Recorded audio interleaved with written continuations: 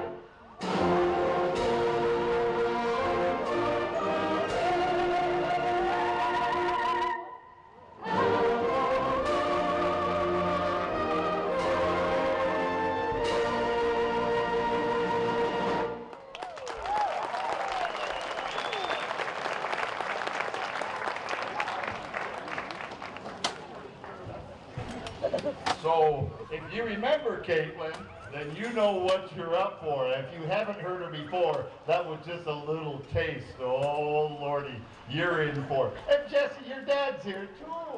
How nice. I know. I remember you as a syrup of let's see, what's that stuff? Tonic. Tonic syrup. We'll talk later. We got some birthdays, kids. Lois Ryman, who hasn't missed a gig all summer. Her birthday was August 6th. What's today? 8th, so I can't do the math. Monday, huh, Lois? Happy birthday. Kurt's was on the 5th. Hey, Kurt, we're about the same age, aren't we? Yeah, we are. Welcome to Medicare. Welcome to Medicare. There he goes. He's got the red, white, and blue card. And a happy birthday wish to a friend of one of our members, to Joey, wishing you the best the world has to offer because you give your best to the world. Here is happy birthday.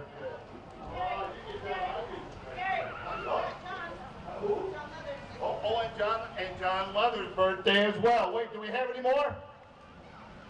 All right, hold your peace. Oh. And all you unannounced birthdays. And for all of us on birthdays in the winter time, or spring or fall.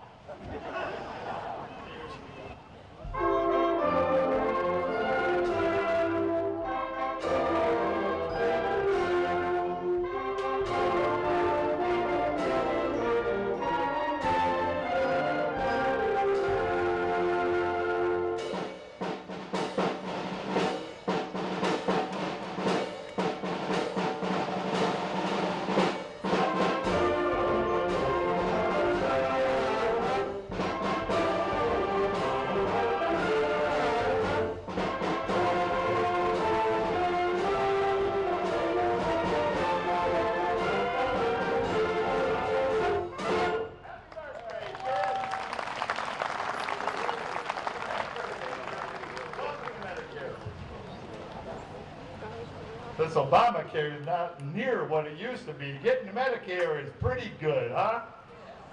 We can just live long enough. Now I've got to live long enough to take advantage of it. I can steal it away from my kids. Is Paula Houston in the crowd? Oh, I'm so jealous of Paula Houston. Is she here? In the back. Someone saw her.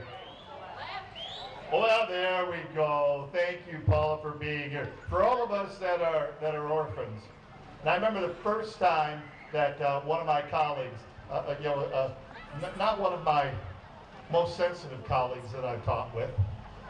But he came in the room and finally mentioned he was an orphan, and I looked at him, went, what are you talking about? His mother had passed, and his father was already gone. For those of you that don't have a father around anymore, you'll understand. We were talking about this the other evening at our review at a club after rehearsal, and as I began to explain how lucky Paula is that her dad, Ray, wrote music, and that tonight she gets to have a little piece of her daddy right here with her and with all of us. And I wish my daddy could have, was a musician, but at least he was in the same service.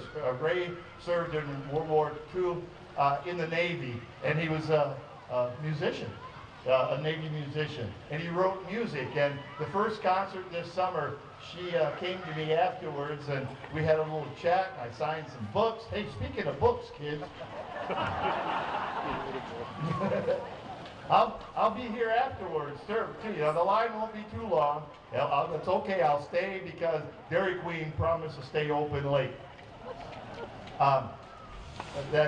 Oh God, where was I? Okay, Paul and I were talking, and her dad, she had some marches, and wondered if there's any way. I said, hell yes!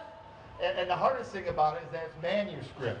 So those of us that are used to reading, cursive writing, it's kind of the closest thing to that. If you read music, it means it's handwritten. It's not done by a computer. So it's not near as neat and clean and tidy and all the way that we expect music to be written now. We get all the clip when musicians are given a piece of music that doesn't meet the standards because our brain just goes right into that mode. And all of a sudden, the musicians are going, oh man, this manuscript. He's got really good manuscript, though he has a tendency to put long notes in the middle of the bar. Have you done that for you too? Yeah. Yeah? He put the long notes in the middle of the bar instead of in the that's how crazy we are about it. It's not that I expect that, it's that, I've read music for 60 years and I expect that note to be there. When it's not, it's hard to understand. It takes a while for the brain to click in, especially older brains. This is so much fun. We've got two of her dad's marches, and we're going to share them with her, and we all get to be here for it. And for all you that don't have a dad around anymore, well, we all share that with Paula. Here is World War II Memorial March by Ray Houston.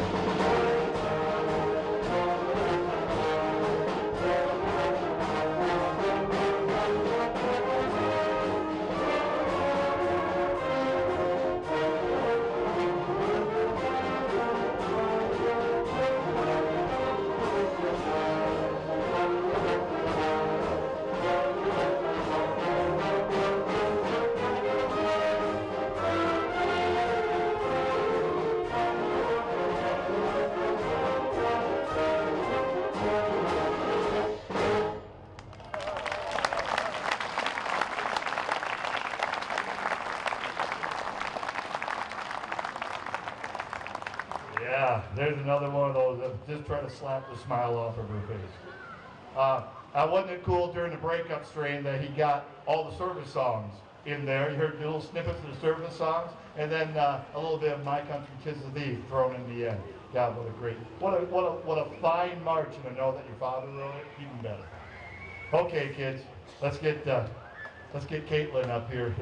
If you have been waiting all week long, you will not be disappointed, and you'll recognize the tune, even though if you don't know the name, Caro Nome, or the composer, Rigoletto. No, the opera name, Rigoletto. Uh-oh, the Grout came back to me.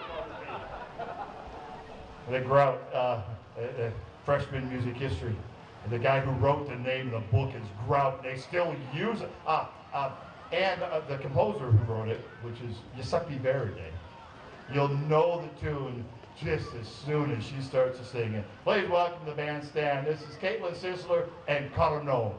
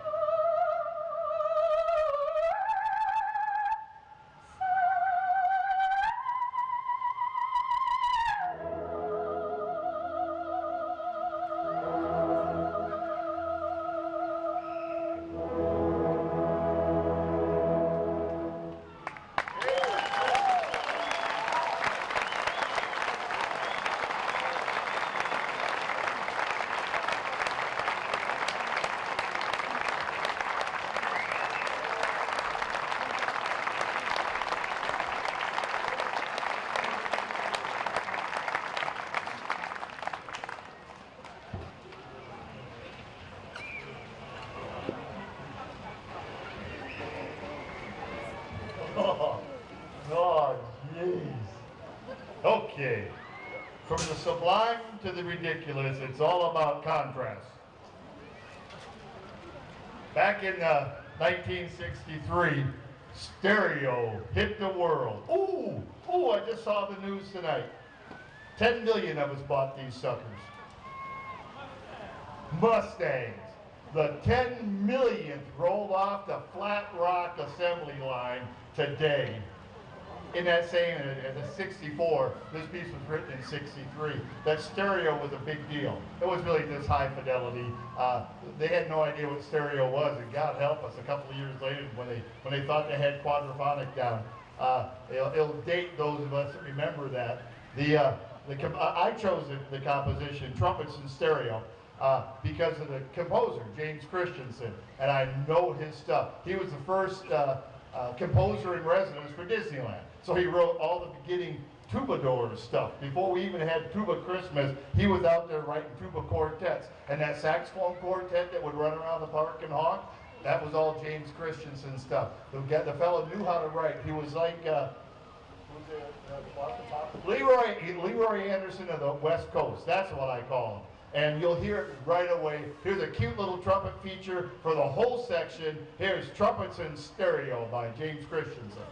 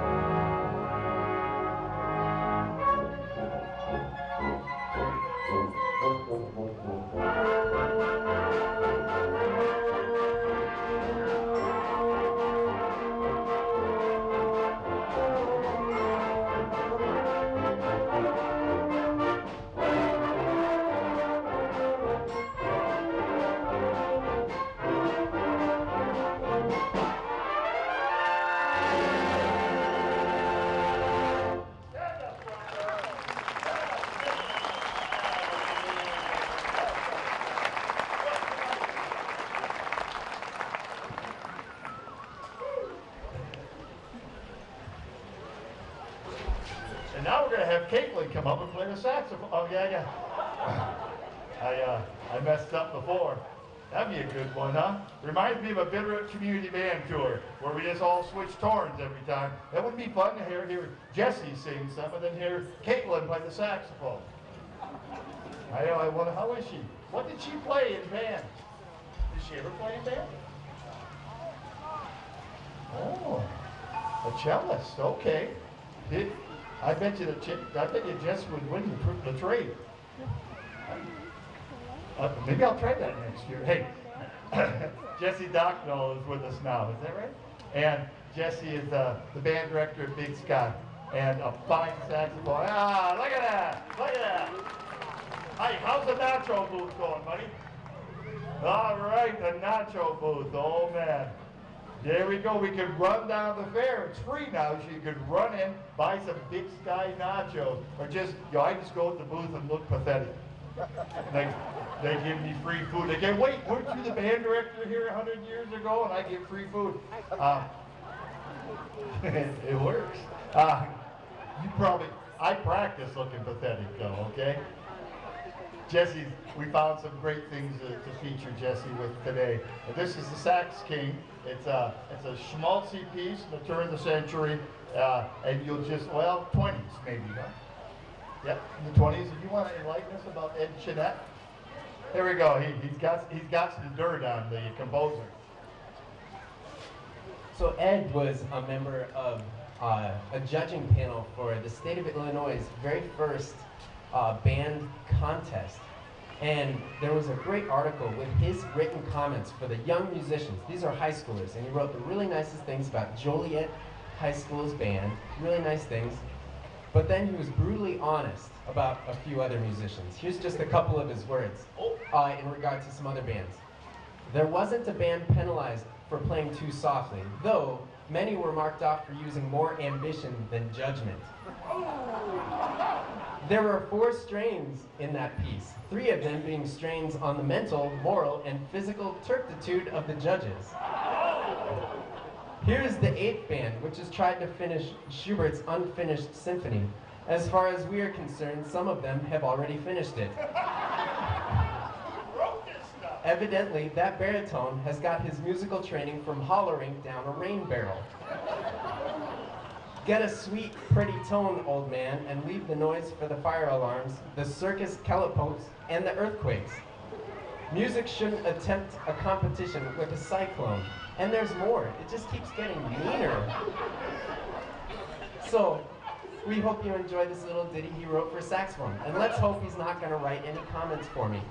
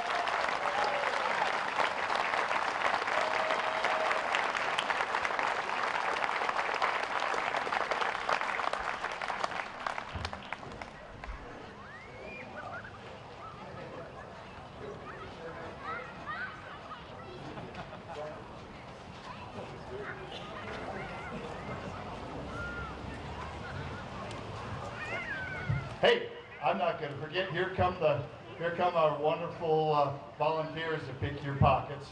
So dig down deep. Make sure to save $15 to buy a book. Did I tell you I've got the book up here for sale? I can still make you case discounts, and they'll be out. Thank you so much for your contribution. We appreciate it. The city does fund us a little bit, and we appreciate that. Look at that beautiful dress Corey's got on tonight. And they're two little boys. Their two little boys are dressed in matching tuba seal shirts. They're so cute. All right. There's a vast network of band geeks all over the world, and we trade music all the time, and we talk about music. Can you imagine band nerds on the web? We're all excited. We find new things, and people ask you for music. They can't believe how deep our library is, and I go in and share something, and this old fellow from the Leroy Town Band, somewhere up in the Northeast, said, hey, I bet you'll like this one, because I just send out music. I don't ask for contributions or postage or any of that stuff, just sharing music, and much of the time now we're doing it digitally if I have the help of my kids. We got this one, and I didn't know anything about it. It is so much fun. It's March of the Bersaglieri, which is an Italian rifleman, and they were known as quick response, light cavalry, quick response. And I found a video of them playing this march, and they are in a marching band playing, and then they break after the first strain into running down the streets, playing this march at the same time. Now the quality's not that great, but it sure the heck was impressive. And Joel may do it. Yep, poor Joel. Joel was wondering if he gets the spirit, if you all of a sudden see a trumpet player running around, you'll know what's going on. Here's March of the Italian Riflemen by R. Ellenberg.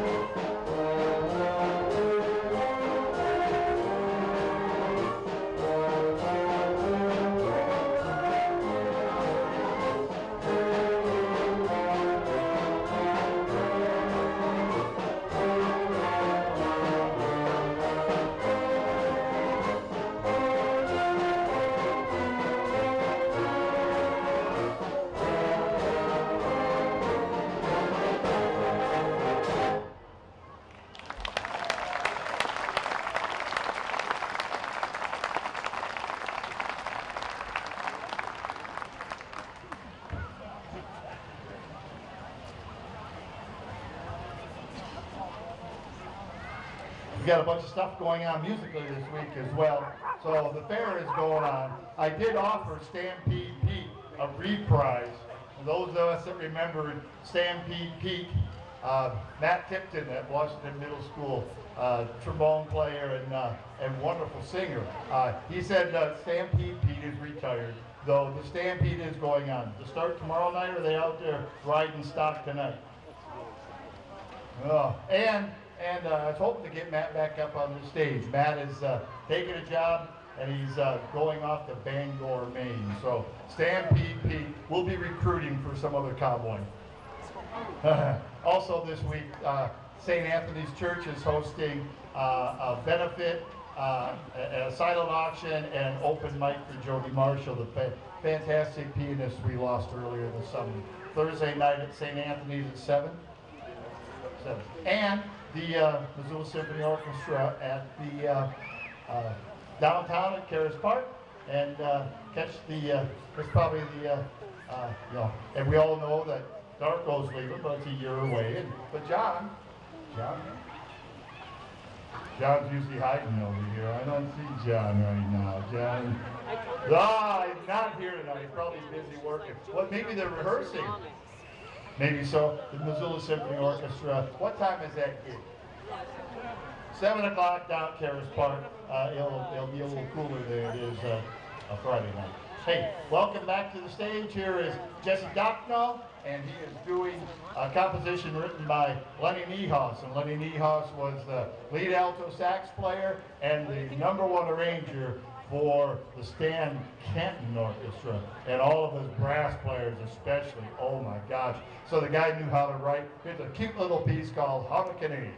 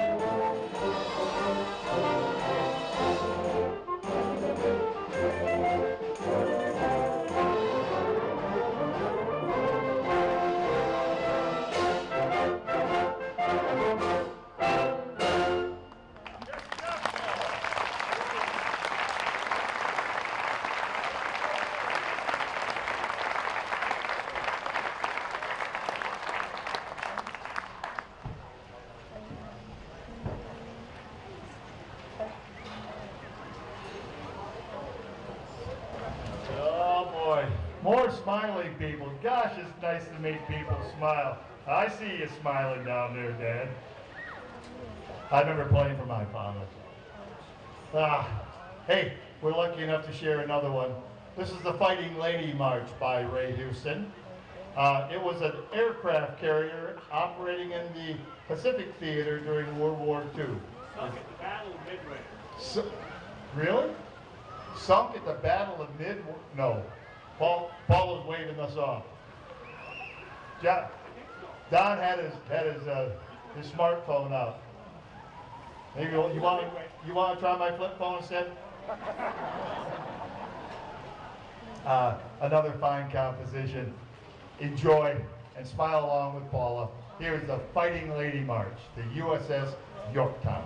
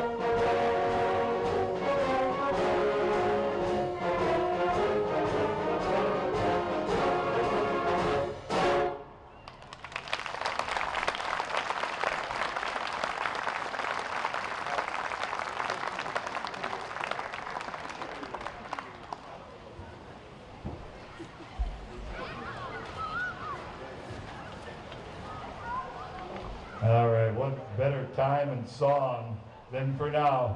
I took a look at tomorrow's temperature and thought, nah, I'm gonna clean the carpets today. Try to beat the heat. I'll go lay in the river tomorrow or something, but they come and throw more water on me. This is summertime. This is George Gershwin's famous tune, and you're lucky enough to be here and share this music with Caitlin's sister. Back to the bandstand. Caitlin, please.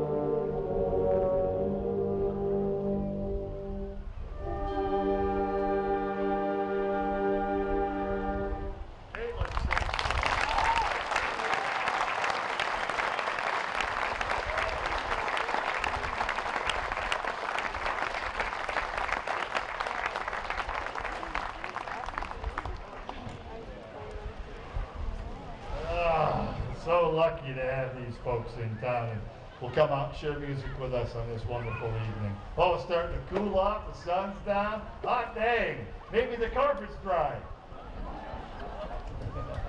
Our final number. Hey, we'll be here. Speaking of final, next week is our final concert of the season. That's one more than we used to do. When I retired, I didn't have to run away for a week and pretend to have vacation before going back to school. Now I don't care. I've got the rest of the year off. I got.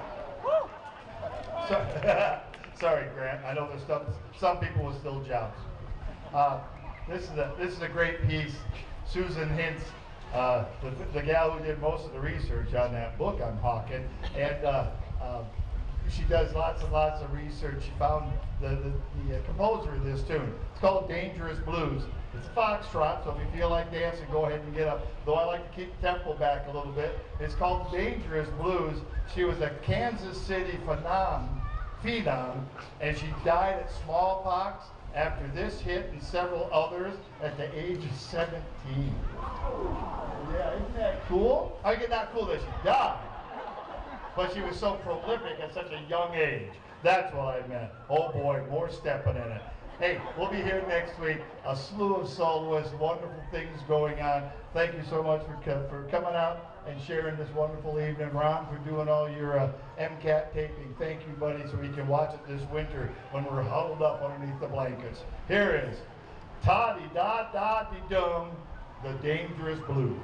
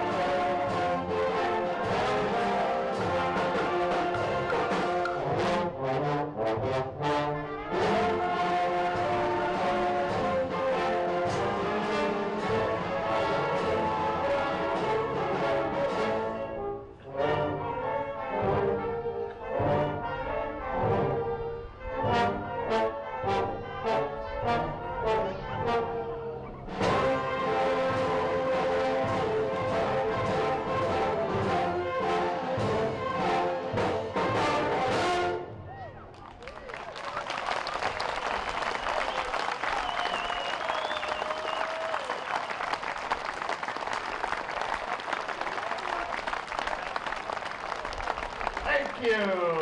That was Rescue from the Boston, Montana band of Butte, Montana, of Butte, America. Hadn't been probably played since 1920. Hey, see you next week, kids.